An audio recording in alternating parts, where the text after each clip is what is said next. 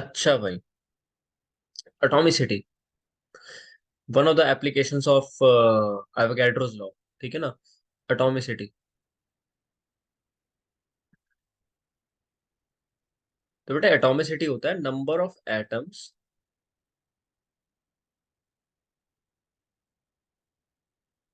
Number of atoms in a molecule of an element, ठीक है। अब ये भी कई प्रकार की होती हैं, देखो भाई। Number of atoms, number of atoms यानी कि किसी एलिमेंट में एक एटम हो तो उसको मोनोटॉमिक कह देते हैं, दो हो तो डायटोमिक, तीन हो तो ट्रायटोमिक। जैसे कि मोनोटॉमिक बताऊं मैं तुम्हें, मोनोटॉमिक, सारी नोबल गैसेस मोनोटॉमिक होती हैं, ऑल नोबल गैसेस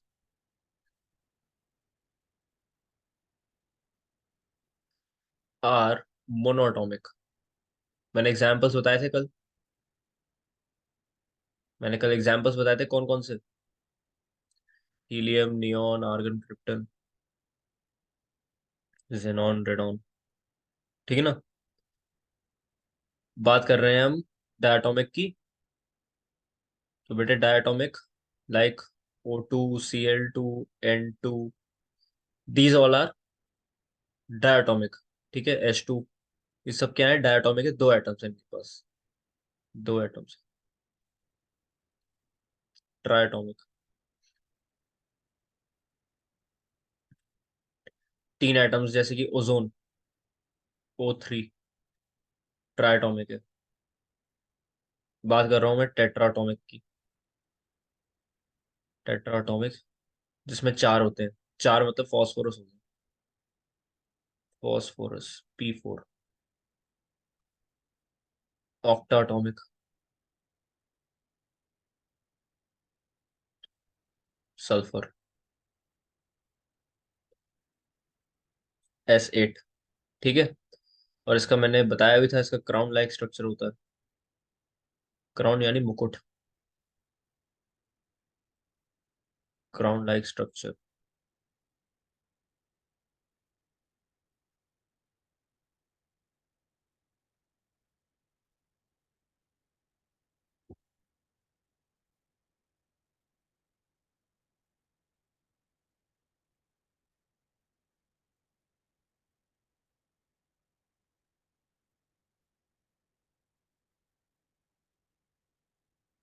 ऐसा गिन लो, एक दो तीन चार पाँच छः सात आठ, ठीक है। ये वो आपका S8 का स्ट्रक्चर होता है, S8 का, ठीक है, क्राउन लाइक स्ट्रक्चर। इसमें ज्यादा कुछ है नहीं, बस इतना ही बताना था मुझे। एटॉमिसिटी में नंबर ऑफ एटम्स होते हैं एक एलिमेंट में, क्लियर है। इसमें ज्यादा पढ़ने की जरूरत नहीं है, वो पूछेगा भी नहीं एग्जाम में। ठीक है। हम्म।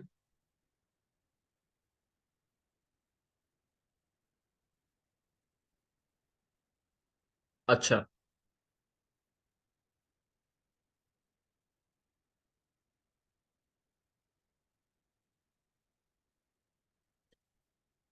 बात कर रहे हैं अब रिलेटिव एटॉमिक मास की।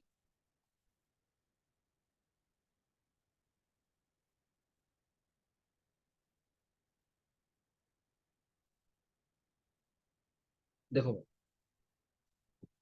अब यहाँ से थोड़ा बहुत है ना इंपॉर्टेंट पार्ट स्टार्ट हो जाता है रिलेटिव एटॉमिक मास से, क्योंकि देखो इसमें आपसे बोला जाएगा, न्यूमेरिकल आ जाता है कि मासेस फाइंड आउट करने के लिए, ठीक है। मासेस फाइंड आउट करने, जैसे कि एक क्वेश्चन आया था एक बार, Na3Al F6, क्रायोलाइट है ये। हम्म। अब पूरे का मास निकाला, भाई पूरे का मास निकाल देते हैं। पूरे का मास अगर निकालेंगे तो कितना आएगा भाई इसका, कितना होता है, मास नंबर कितना होता है सोडियम का, सोडियम का होता है बेटा 23, एल्यूमिनियम 27, और F19, ठीक है। बोलो हाँ कि ना। अच्छा भाई, हाँ। तो अब हम क्या करेंगे इसमें, इसमें हम फाइंड आउट करेंगे मॉलिक्यूलर मासेस फाइंड आउट करेंगे इसका Na3LF6 का मॉलिक्यूलर मास। मॉलिक्यूलर मास कितना आएगा बेटा? 23 × 3 प्लस 27 प्लस 19 × 6 कितना आएगा ये? 69 प्लस 27 प्लस 19 × 114 कितना हो गया ये? 26, 141 और 69।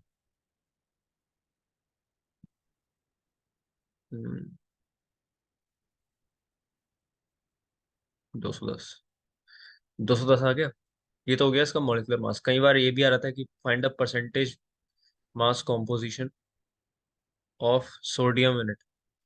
सोडियम का परसेंटेज मास कॉम्पोजिशन, यानी कि सोडियम कितना है यहाँ पे? 23 × 3 69। 69 एटॉमिक मास यूनिट है इसका। 69 डिवाइडेड बाय 210 × 100। तो सोडियम का परसेंटेज मास कॉम्पोजिशन इस तरह निकल आएगा, कैलकुलेट कर लेना। ठीक है, परसेंटेज में ऐसे आंसर आ जाएगा। क्लियर है बात? इस तरह का क्वेश्चन आता है। ये जहां तक है मेरे ख्याल से ये शायद 2020 में आया, Na3LF6 वाला। ठीक है, सोडियम का भी पूछ लिया था, एल्यूमिनियम का भी पूछ लिया, अभी फ्लोरीन का पूछ लिया। ठीक है ना, तो परसेंटेजेस निकालनी तो आती हैं। सिंपल, कुछ नहीं करना, जो जो एल्यूमिनियम को दिया हुआ है उसको रखो, divide by total mass into 100। Clear है? हाँ। अच्छा। बेटा रिलेटिव एटॉमिक मास की अब बात करते हैं। डेफिनेशन क्या है इसकी?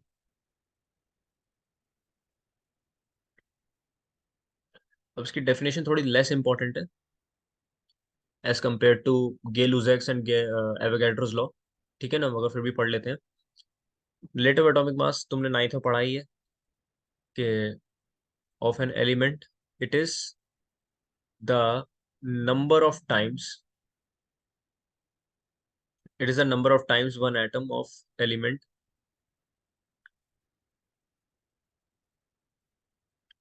is heavier than 1 by 12 times of the mass of an atom of C12। ठीक है ना, ऑफ C12 एटम के 1/12 टाइम्स। ठीक है, तो यानी कि जो रिलेटिव एटॉमिक मास है वो क्या हुआ? Mass of one atom.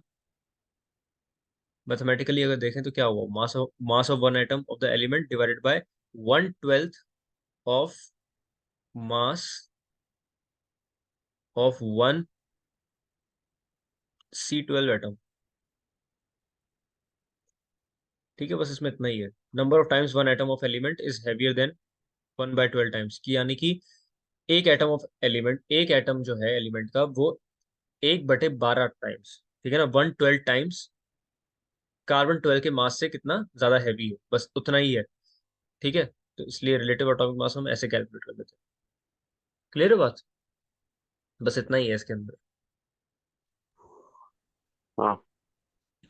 बेटा इसके मैं एमसीक्यूज करवाऊंगा, बढ़िया। एमसीक्यूज में तो मजा आएगा। मैं इसकी एक शीट दूंगा मोल कॉन्सेप्ट की। आई मीन तीनों चैप्टर्स की एक ही शीट दूंगा। मोल कॉन्सेप्ट, ऑर्गेनिक और केमिकल बॉन्डिंग। तो उनके एमसीक्यूज कर लेना, एमसीक्यूज अच्छे होंगे उसके। ठीक है, अच्छे हाई क्वालिटी के होंगे वो। ओके।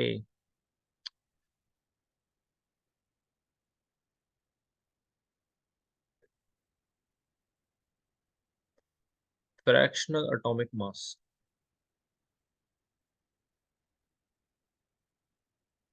एक फ्रैक्शनल एटॉमिक मास भी आता है जिसमें जैसे हम क्लोरीन की बात करते हैं। क्लोरीन दो आइसोटोप्स में एग्जिस्ट करता है, एक 35 और एक 37। ठीक है ना, पता ही है, 35 17 Cl और एक 37 17 Cl। इसका सबसे ज्यादा एग्जाम्पल लिया जाता है। ठीक है, 3:1 के रेशियो में प्रेजेंट होता है ये। मतलब ये इसके तीन पार्ट्स और इसके एक पार्ट। हम्म। तो जो एवरेज एटॉमिक मास जो निकल के आया ना क्लोरीन का, एवरेज एटॉमिक मास क्या निकल के आया? क्योंकि ये तीन, आई मीन इसका 3/4 शेयर है और इसका 1/4 शेयर है। 3/4 शेयर किसका है? 35 वाले का, और 1/4 किसका है? 37 वाले का। तो इस हिसाब से हम ऐसे निकालते हैं, 35 × 3 प्लस 37 × 1 डिवाइडेड बाय 3 + 1। टोटल कितना है, 4।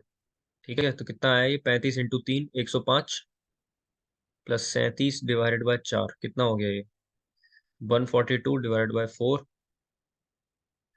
सॉरी 71, ये आया 35.5। 35.5 AMU is the relative, I mean average atomic mass of chlorine. ठीक है ना, ऐसे निकाला गया है। तो इसी को कहते हैं हम फ्रैक्शनल एटॉमिक मास। क्लियर है, फ्रैक्शनल एटॉमिक मास इसी को कहते हैं, जो ये पॉइंट्स में आ रहा है ना, 35.5 AMU। ठीक है। अच्छा।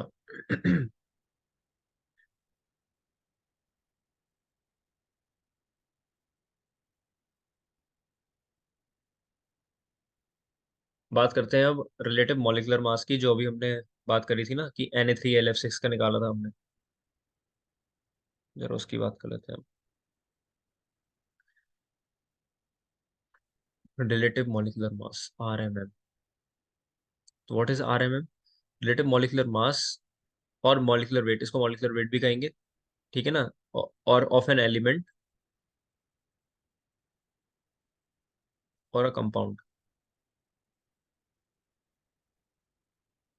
और a compound is,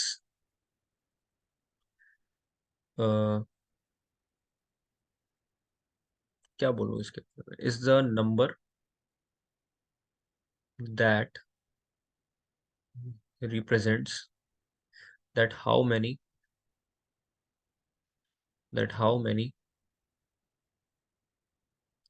times one molecule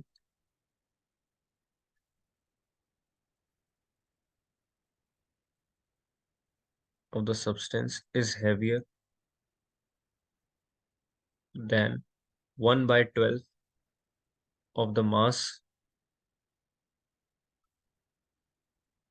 of C12 atom।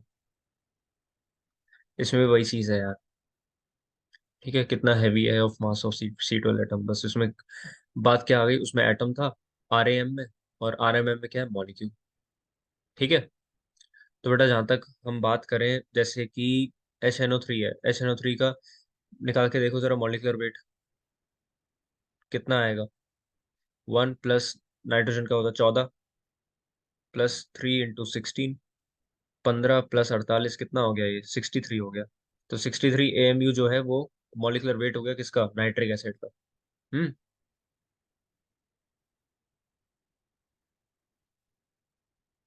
Clear है बेटे?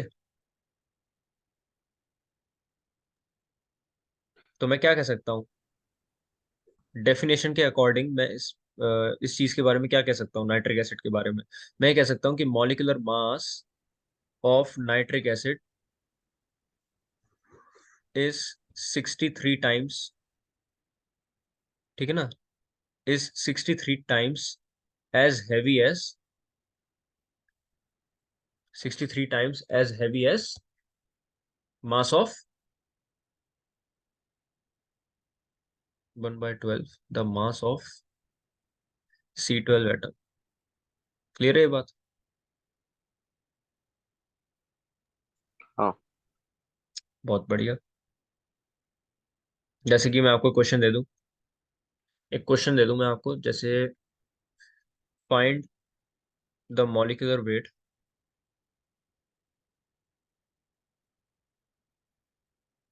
ऑफ एप्सम सॉल्ट, कर लोगे ये? एप्सम सॉल्ट, पहले तो फॉर्मूला पता होना चाहिए एप्सम सॉल्ट का, पता है?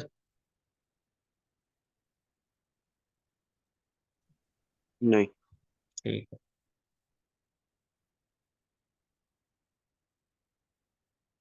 ये होता है। अब है ना, एग्जाम में इनके दिए होंगे, ठीक है, इनके दिए होंगे एटॉमिक मास एग्जाम में, लेकिन मैं तुम्हें नहीं दूंगा। तुम्हें याद होनी चाहिए यार, इतने बड़े हो गए, तुम्हें याद होनी चाहिए मैग्नीशियम का कितना होता है, 24। तब भी मैं लिख देता हूँ, चलो। सल्फर का होता है 32, ऑक्सीजन का होता है 16, हाइड्रोजन का होता है 1। अब कर लो खुद से, और मेरे को आंसर बताओ। इसका पूरा मास कैलकुलेट करो और आंसर बताओ।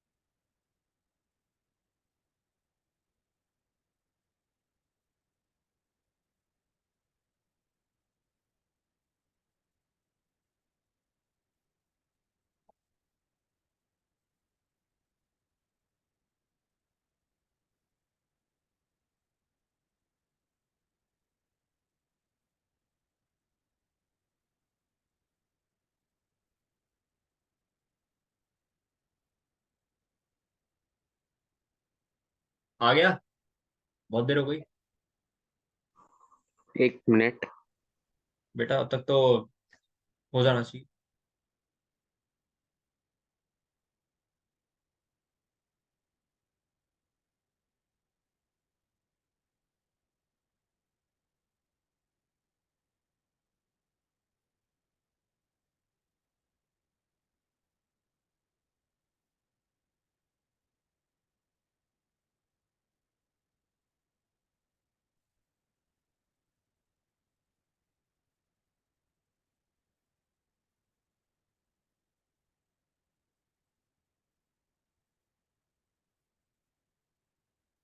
सर बहुत हो गया इधर। बता यार।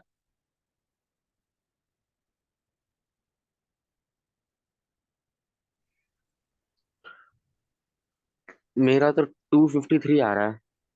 बेटा कौन सी मैथ्स लगा रहा है तू जो 253 आ रहा है?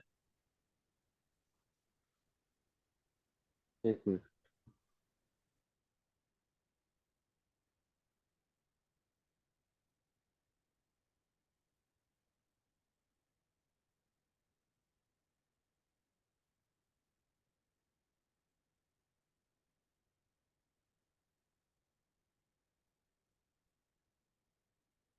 मेरा तो 246 आ रहा है।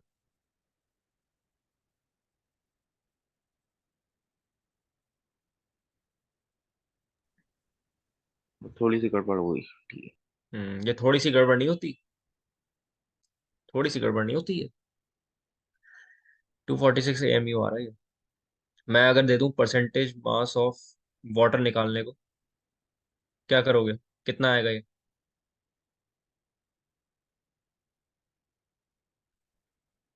7 × 18 कितना होता है बेटे?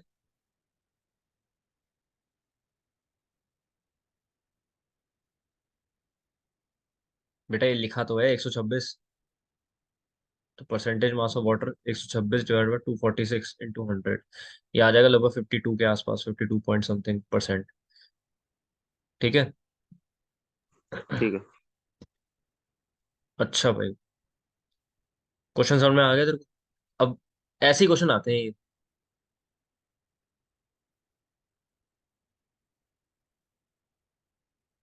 बात करेंगे ग्राम एटॉमिक मास की।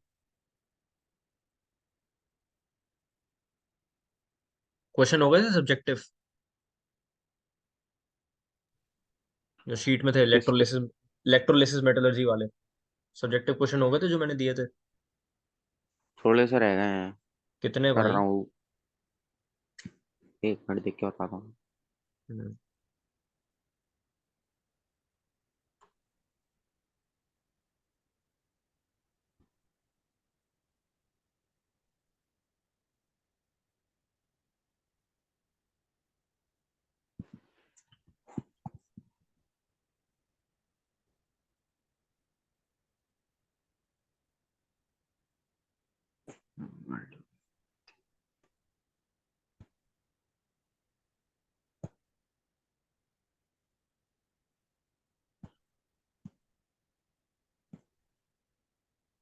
सब्जेक्ट तो अभी रह गए हैं काफी।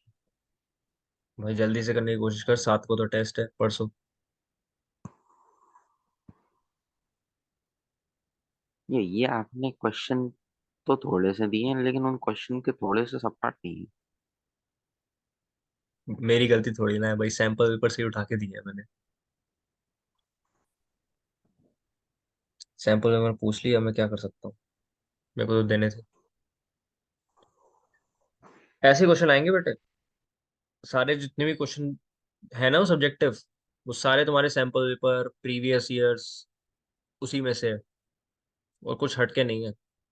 एमसीक्यूज में मान सकता हूँ बेटा, एमसीक्यूज में हालत खराब करी है मैंने, क्योंकि एमसीक्यूज है, लेवल है उनका अच्छा खासा। एक आध क्वेश्चन तो आईआईटी के भी थे एमसीक्यू के, जो इलेक्ट्रोलिसिस के शुरू में करवा रहा था मैं। हाँ बेटे।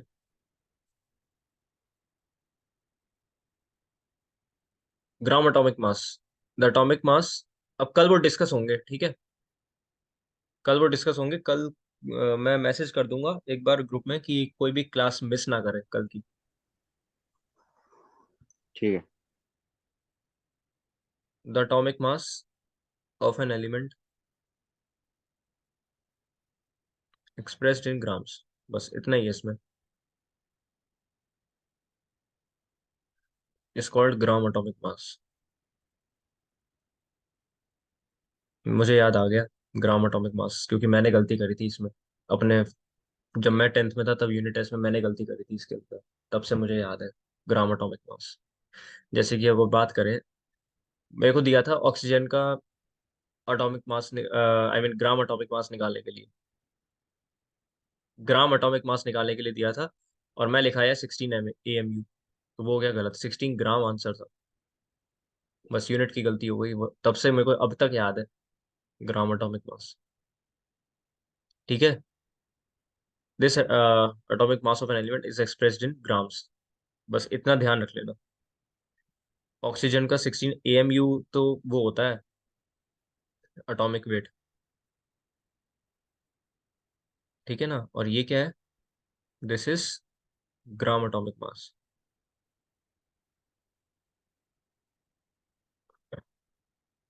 क्लियर है।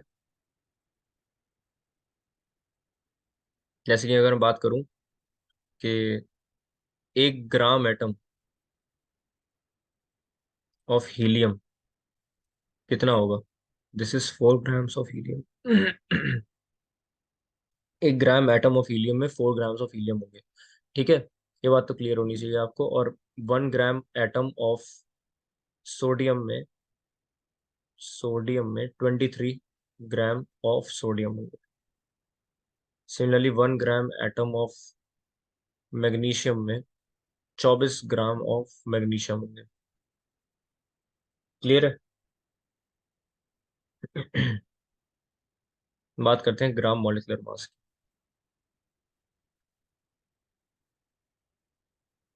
This is GMM। Now this is very very important, ठीक है। This is the molecular mass. जब नंबर ऑफ मोल्स कैलकुलेट करते हो ना, तो ये बहुत काम आता है, ठीक है। The molecular mass of a substance expressed in grams, expressed in grams, बस इतना ही है इसमें, ठीक है। इसी को हम कहते हैं ग्राम मॉलिक्यूलर मास, और इसका दूसरा नाम होता है मोलर मास। मोलर मास क्यों रखा गया, कि 1 मोल में कितना मास होगा इस कंपाउंड का, या इस हाँ, इस कंपाउंड का कितना मास होगा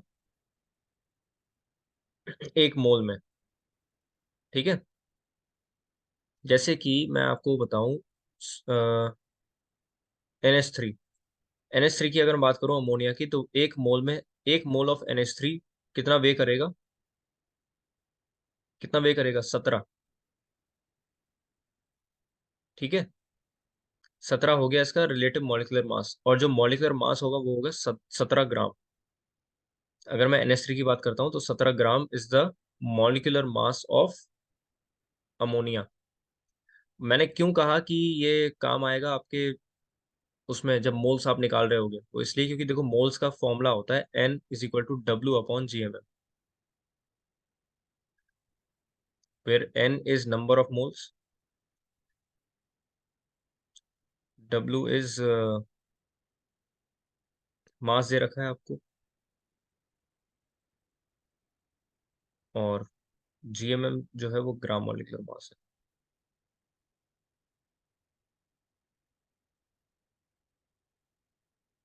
जैसे मैं बोल दूं सिंपली, 85 ग्राम्स ऑफ आपको NH3 दे रखा है,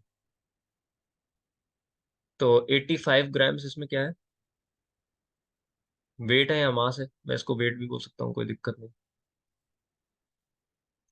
ठीक है, 85 ग्राम दे रखा है आपको, और आपको नंबर ऑफ मोल्स निकालने हैं। अब जानते हो GMM ऑफ अमोनिया कितना होता है, अमोनिया का GMM कितना होता है, 17। तो N कितना हो जाएगा, 85 ÷ 17, तो कितने मोल्स हो गए बेटा, 5 मोल, 5 मोल्स हो गए। ठीक है ना, इस तरह से हम नंबर ऑफ मोल्स कैलकुलेट करते हैं। ये बहुत ही इंपॉर्टेंट है ये चीज, ये जो मैंने अभी बताई है, मोल्स निकालने का फॉर्मूला।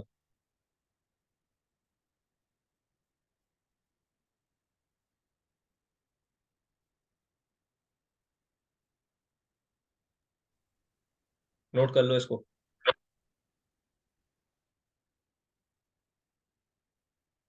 नहीं।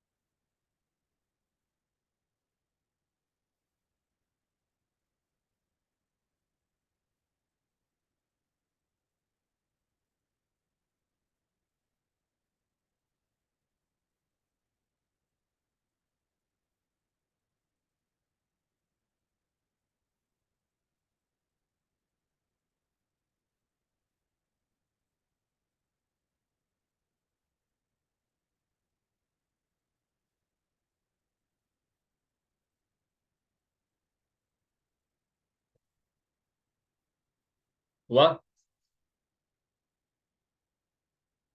हाँ। हम्म।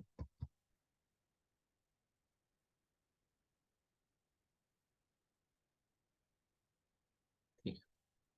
अच्छा भाई, अब यहीं से मोल की डेफिनेशन में डिफाइन कर देते हैं। Mole, what is a mole? A mole is the amount, very important बेटा, ये डेफिनेशन भी काफी इंपॉर्टेंट है। डिफाइन वन मोल, आ जाती है ये, बहुत इंपॉर्टेंट डेफिनेशन है। एक ये, एक एवोगैड्रोस लॉ क्या होता है, और एक गै-लुसाक्स लॉ। ठीक है, ये तीन डेफिनेशन आती हैं आपके में। A mole is the amount of pure substance, बेटा ये वर्ड खा मत जाना प्लीज, प्योर सब्सटेंस जरूर लिखना है, pure substance containing,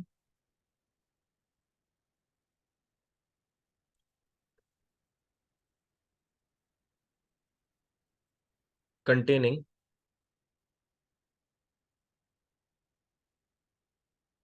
the same number of chemical units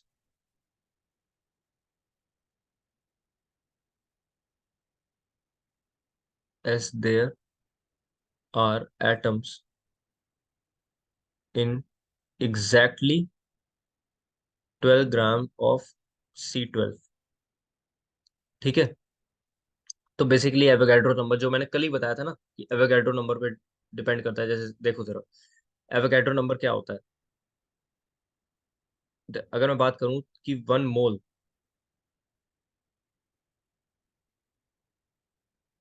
ठीक है भाई, अगर मैं 1 मोल की बात कर रहा हूँ, तो कितने मॉलिक्यूल्स हो गए मेरे पास हो गए 6.023 इंटू 10⁻23 मॉलिक्यूल्स।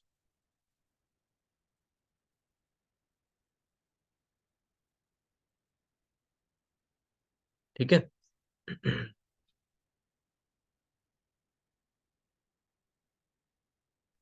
वही मैं एटम्स की भी बात कर सकता हूँ। इतने ही एटम्स हो गए। हम्म। जैसे मैं बात करूं oxygen, for example oxygen, oxygen के 1 mole of oxygen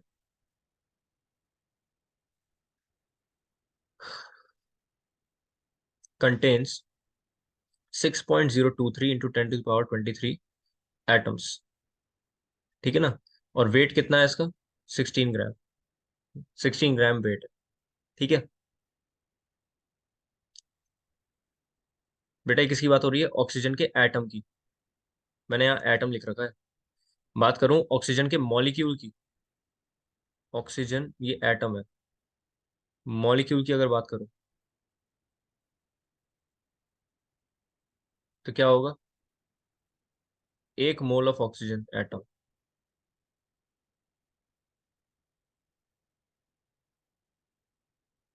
6.023 into 10⁻23 molecules. ठीक है। और वेट कितना होगा बेटा? 32 ग्राम।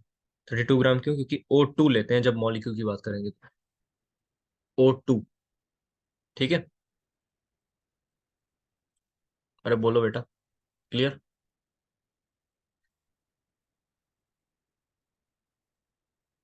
बात करेंगे मोलर वॉल्यूम की। मोलर वॉल्यूम, ये भी इंपॉर्टेंट। इसमें भी आपको मोल का फॉर्मूला मिल जाता है। जैसे मैंने आपको एसटीपी पे समझाया था। एसटीपी पे टेम्परेचर कितना होता है, प्रेशर कितना होता है 180 एम, और टेम्परेचर होता है 273। तो सिमिलरली यहाँ पे एट एसटीपी कितना वॉल्यूम होगा। ठीक है ना। अगर मैं बात करूं 1 मोल की, किसी भी गैस के लिए 1 मोल की अगर बात करूं मैं, 1 mole of any gas, of any gaseous molecule occupies 22.4 litres. ठीक है ना। या फिर 22.4 डेसीमीटर क्यूब। ठीक है ना। या फिर आप कह दो 22400 सेंटीमीटर क्यूब, या फिर ml एट एसटीपी। ठीक है। इसी को हम मोलर वॉल्यूम कह देते हैं। इसी को क्या कहते हैं बेटा? Molar volume. मैंने टेस्ट में इसकी डेफिनेशन दी थी, डेफिनेशन पूछी थी मैंने इसकी टेस्ट में, जो रेगुलर बैच में टेस्ट हुए थे।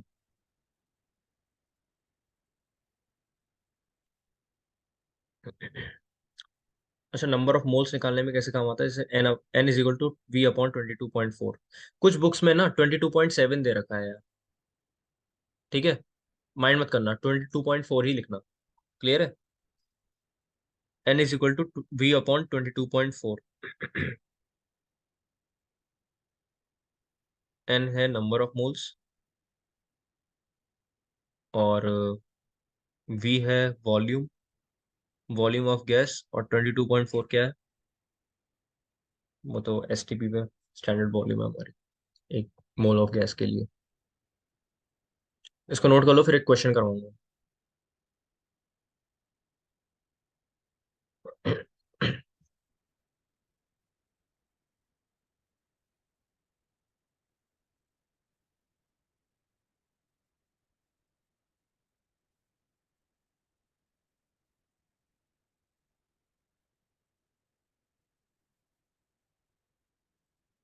हो गया।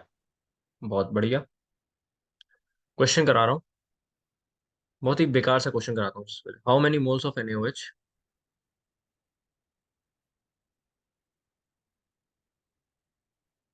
NaOH का दूसरा नाम कॉस्टिक सोडा।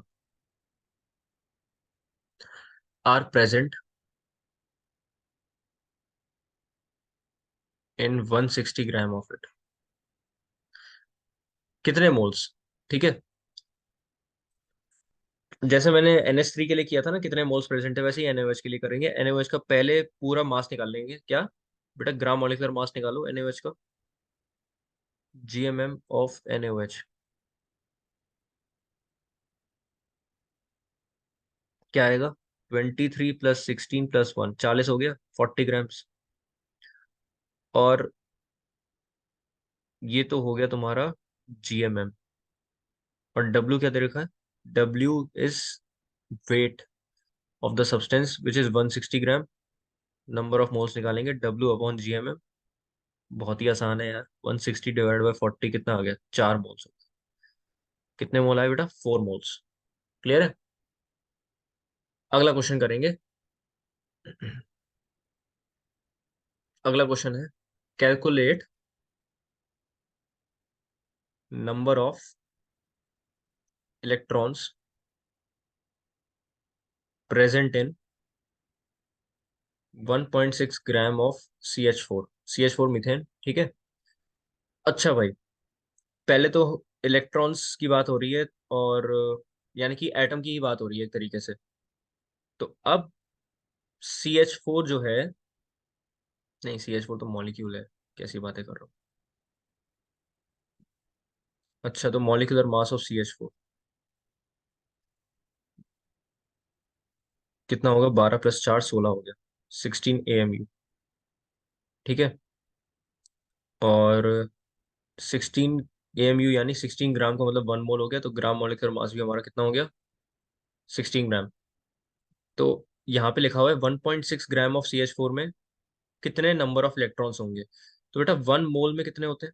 1 मोल में होते हैं 6.023 इंटू 10⁻23 मॉलिक्यूल्स। और वहीं अगर मैं बात करूं, 1 मोल में इसके 16 ग्राम है मीथेन के। ठीक है। तो एक तरीके से मैं ये कह सकता हूँ कि रिवर्स भी कह सकता हूँ, उसका इनवर्स क्या होगा? 16 ग्राम ऑफ मीथेन इज 1 मोल। ठीक है, जो मैंने लिखी भी है ये बात। And 1.6 gram of methane is 0.1 मोल। ये बात तो क्लियर है ना? इतनी बात तो समझ में आती है कि 16 ग्राम मतलब 1 मोल है, और 1.6 मतलब 0.1 मोल है। तो बेटा 1 मोल में 6.023 10⁻23 मॉलिक्यूल्स थे। तो 0.1 मोल में कितने होंगे? डिवाइड बाय 10 कर दो। डिवाइड बाय 10 करेंगे तो क्या होगा? ये 23 में एक पावर कम हो जाएगी। क्या आएगा? ये 6.023 इंटू 10⁻22 मॉलिक्यूल्स। ठीक है।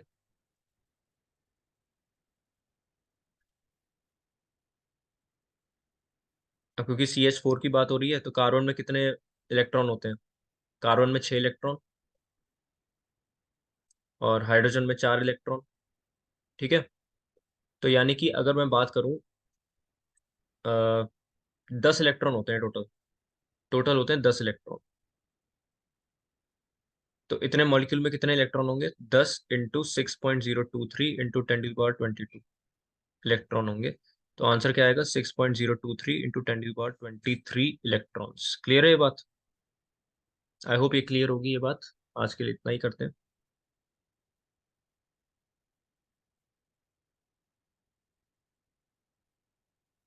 बाय।